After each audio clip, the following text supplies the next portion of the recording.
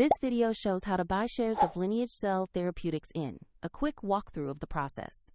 Lineage is a biotech company focused on cell therapies.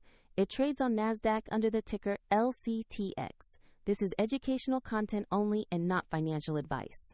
To buy LCTX, you need a brokerage account. I'll use eToro as an example to demonstrate the steps. After registering, you must verify your account, usually with an identity document, and add funds before purchasing.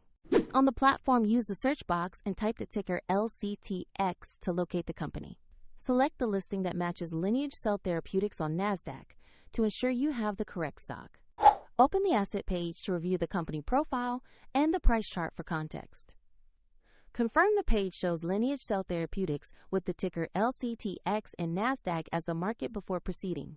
Tap, buy, or trade, enter the amount you wish to invest, and double-check the order parameters before confirming.